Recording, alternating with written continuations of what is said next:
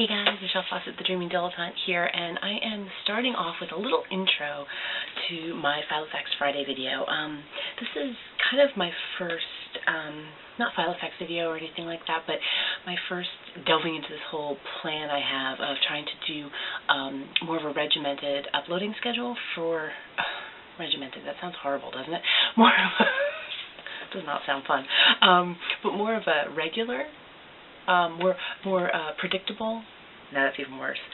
Anyway, uploading schedule for my YouTube channel. So one of the things I thought about taking part in was Filofax Friday, and since I have recently jumped on the bandwagon with the Filofaxes again, I used to use a planner back at my old job, and I really and I didn't love it then. I had, I think, 2 different ones, and they were just purchased at, Staples or whatever. But now I kind of am getting into it for more than just the idea of a planner. But I wanted to do this little intro to talk about how I use my planners differently than maybe if you've been watching a lot of YouTube videos like I did and still do of people and how they use their planners. I kind of wanted to go through and talk a little bit about how I do it differently. So I'll try to keep it brief, but in a lot of the videos I've watched, and I've tried, I guess it was back in October, November of 2014 that I started looking into the videos and thinking about getting a planner and trying to become a little more organized. I felt like I was missing things and not keeping track of different things, and business-wise, as well as, I'm primarily a stay-at-home mom. I do have a business that I run, and then I also have my online creative work that I do. So for the most part, I'm a stay-at-home mom, and that's where my main focus is, but I also love my creative pursuits, and I try to make as much time for those as I can, because it recharges me and rejuvenates me. So I felt like, both personally and professionally, I was kind of missing things. I felt like I could be more organized, and so that's how I got into looking into planners. I tried a couple of different things. I've tried meal planning. I've tried there's some fantastic YouTubers out there who are just really, really organized with their life and very regimented and very routine with their things and their lives and the way things go. And they have some fantastic stuff out there for you. If that's the kind of person you are, let's put it this way, then this is probably not going to be the channel for you. I kind of like to walk the middle road. I like to have certain aspects of my day routine, and then I like to have the bulk of my day to be free-flowing. I like to feel like I can kind of go in the flow. I like everyone around me to feel that, hey, just because you have it on your planner that says today's laundry day, that's okay. If you feel crappy and don't want to do laundry, and you're going to sit and watch TV. I don't believe in putting undue pressure on ourselves for things like that, or at all, but definitely not for stuff like that. I like to feel that I don't want to have an endless to-do list, because I feel like a to-do list, I don't want to do that. It just, so yeah, and I could talk about this a lot, but basically I tend to be a little more creative. Well, I'm more creative-minded. I prefer to kind of go with the flow with things. I like to be able to be adaptable and change situations, and if Monday's the day I normally do laundry, but I feel like, hey, I'm doing it Sunday night at midnight because I'm going to be up streaming Netflix all night, I want to be able to do that. So we might say, well, what are you doing with a planner? But there are things, as a grown-up, in the real world that I visit occasionally.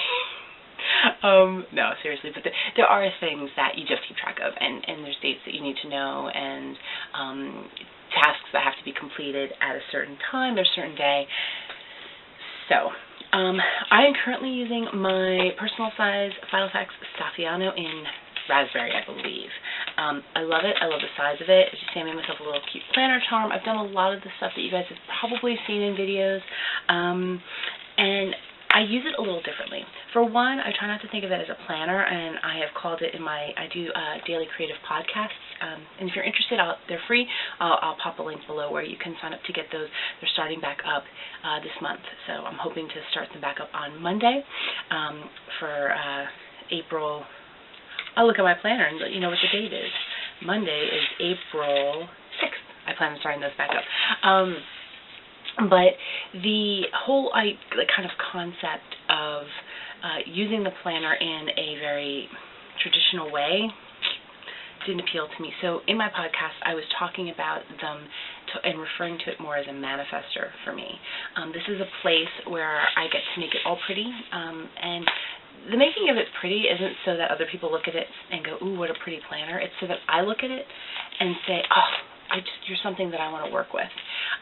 For me, it's a container of positive energy. It's of goodness. It's of amazing potential. It's stuff that in my mind has already happened, and that is coming to me, and I'm just waiting to absorb it. It's also a place where I can keep inspiration and lots of other things. So I have a couple of changes that I do in my planner. So and you're going to see me design this spread, actually. But one of the things I like to do instead of to-do list is my get-to-do list. I started realizing that a lot of the things that I was putting on my list as to-dos were dragging me down until I took a step back and realized, hey, wait a minute, this is all stuff that I've asked for in my life. This is all things that I wanted. Instead of being like, oh, I have to do laundry,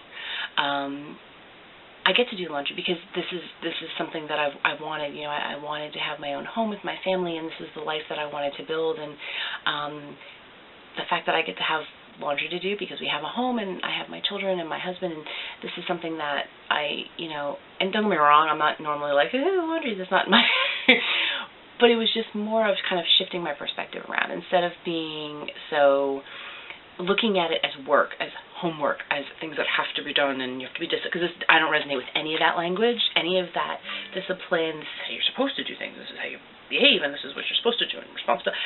I don't do any of that. That's not me. So I wanted to look at this as a place like, hey, this is all the stuff that you asked for, you want to do, it's in here, and so this is how I use it. So my approach is a little different in the fact that I don't sit here and have stickers and say, this is laundry day, this is this day, this is that. To be honest with that kind of stuff, like I know I have to do laundry when we get up sometimes and there's clean clothes. But other times, there are certain things that have to be done, like, hey, this bill has to get paid this day, or we're meeting these people, or kind of planning for myself. So I'll talk more about this if this is something. If you guys would like to hear more about this, put in the comments below. I'd love to expand a little bit more on how I use my Filofax a little bit different, and I might do that in upcoming Filofax Fridays. I will include some of the traditional, like, decorating a 2-page spread and stuff like that to give you ideas how I'm using it. I've recently purchased, and I'll give you a little sneak peek, an A5 domino patent, and I've also purchased Color Crush from Webster's Pages. Super excited about that. And I have one more coming. I know it's insane, right? I've purchased 3 Filofaxes, but I promise you they all have a purpose. This one is one that as soon as I'm done with this video, I'm going to be working in a little bit more. I'm really excited about this. This is all creative stuff. So if you're an artist, a mixed media artist, a journaler, a writer, any of that kind of stuff, you're going to want to subscribe and be sure to watch the videos where I'm going to be talking more about how I'm using this little beauty. But yeah, so I don't want to go too long on the intro. You're going to get to see a traditional page going forward here of how I use my planner. But I feel like I need a little bit of an introduction so that you can understand that I'm not using this to kind of structure every moment of my day. I'm not, I said I have 2 kids. My children are young, and I'm not one of the moms. We don't have a lot going on. I'm not one of the moms that's involved in a ton of stuff or do a lot of play dates or that kind of stuff. We're really kind of homebodies, and we do stuff on our own, and it's more of family stuff where we decide, like, hey, today let's go for a hike, or hey, let's go to this. We're much more laid back with that kind of stuff. Not that the other approach is wrong. I think that the beauty of our world is everything's diversified and everyone gets to do things that matter to them and in a way that resonates with them. So I just felt like it might be, I didn't find a lot of planner videos that talk about using your planner in a more relaxed, laid-back way. And it could just be that I just didn't find them. So I thought, maybe there's other people out there like me who want to hear how they can use a planner, enjoy this planner, and use it with a different kind of energy behind it. So if you're not overly, I'm trying to think of the word, like more structured. If you're not a structured person, and you're not looking for that kind of defined structure in your life, but you need to be a little more organized, or you need to have a place that you can kind of go to and know that this is kind of, use a place to put your brain dumps. There's a place to put all of your notes and the things that you want to do and goals and stuff like that, things that you have to remember. And how can you integrate that with being a creative person? Then definitely subscribe to my channel, because I think you're gonna find a lot of good stuff on here with that. So enough of me yammering on. I'm going to end the video here, well, the intro here, and the video is going to start now where you guys could see me sign this week's pages. So thanks so much for watching, and remember, please, if you like the video, if you like what I talked about here, please comment below. I'd love to hear from you guys. Be sure to check out my blog, where I have an accompanying blog post for this video, and also lots of other stuff that isn't just on YouTube, for creatives and inspiration, all that kind of fun stuff, so be sure to check that out. Everything's in the description below. Thanks so much for watching. Don't forget to like it if you like it. I'd be really happy to see that. Thanks, guys. So here are the tools that I use when I sit down to do planning. I use my iPhone. I have an iPhone 5C, I think it is. And I use I think they're called Staedtler pens. I'll put a link in the description below and in the accompanying blog post. Plus I have, I'm showing you my little folio that I actually end up not using in this video, but I will do another video sharing with you guys what's in that. Of course, my Filofax, which is a Pocket Saviano in Raspberry. And I also use my 2015 Create Your Amazing Year workbook, and I'll provide links and everything in the description below. So the first thing I do is, obviously, I go in and I pull out the weekly pages. I use a week on 2 pages right now. Because this week is starting a new month, I am also taking out the current month's calendar, which I do a calendar which is also a week on 2 pages that I use. And I paperclip everything together, as you can see on the left-hand side there. And I also take out the previous month, because I don't really need to reference back or anything like that. So one of the first things I do when I sit down to do my planning is I take my whiteout and I white out a lot of all the extra stuff that is written on your Filofax, because I find it all very distracting, and it kind of messes with me to see all that, like, the extra languages and stuff like that. And this also gives a little more room for decorating. So I go ahead and I just white out anything that I really don't need, and before I go ahead and do any decorating.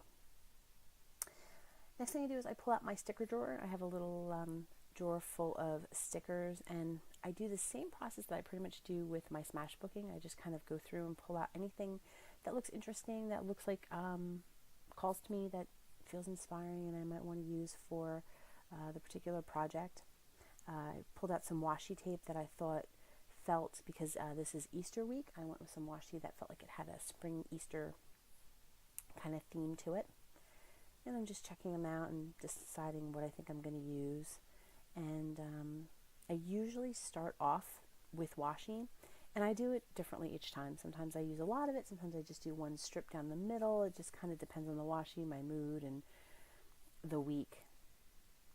As I said in my intro video, I don't use my Filofax in a way like a lot of people do. I tend to use it more for dream building and inspiration, so I don't have a lot of appointments or things like that. I use my phone for actual appointments. That's where I keep my calendar of things I have to do, and the app that I use is a web-based app, so I've never had any problems, knock wood, with it. A little glitchy maybe at times, it has been in the past, but I've been using it for years, and it works really well for managing appointments like that I have to be at. But my Filofax for me is more of my inspiration. I use it to keep track of things that I want to do during the day and stuff. So this is where I like to get creative and decorate and have some fun, and use it to plan all of my dreams and goals. So here I'm using some more washi to just go down the side. Some weeks I've actually put it right over the holes and then just hole punched them with a single hole punch, if I prefer to do it. And I didn't like how I had put it on here, and then I went to take it off and it all curled up. So rather than subject you to watching me untangle it, I put it off to the side and grabbed myself another piece.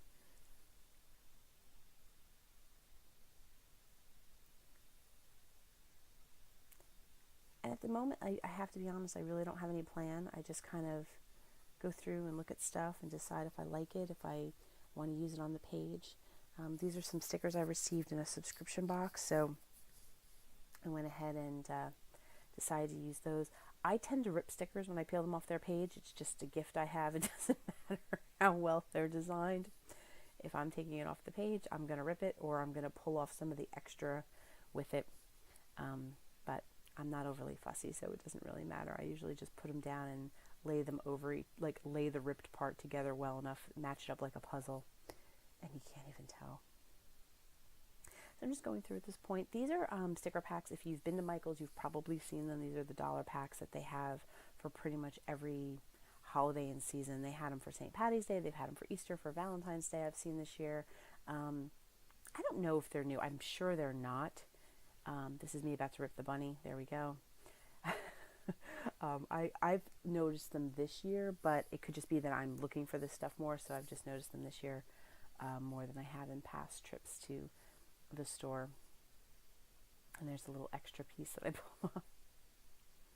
And I tend to just stick everything right down on my mat that I'm working on, or in the garbage bag I keep next to my desk.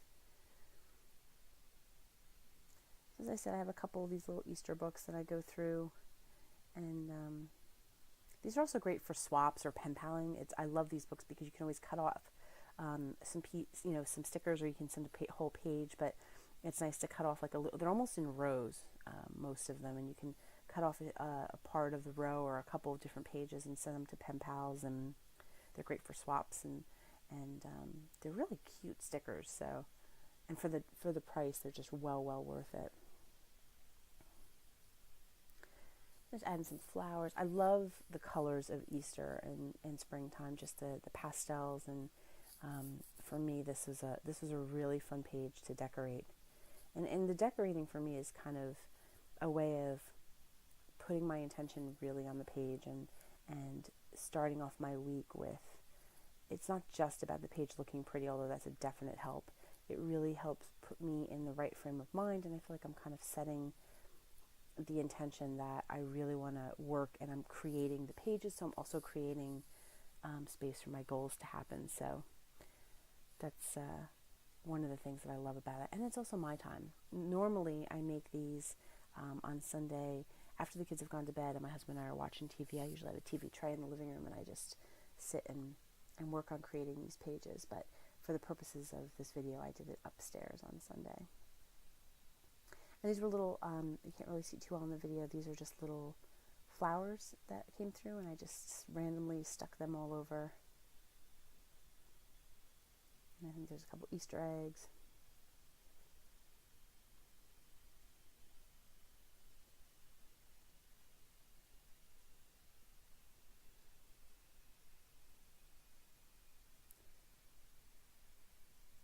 And I'm just clearing up my space here. And then I take my pen, and I was just checking the color to make sure it wasn't too light. And I start writing in, I don't write in appointments, as I said. I have my own business, so I don't write in like those kinds of appointments. But anything social, I'll write in here.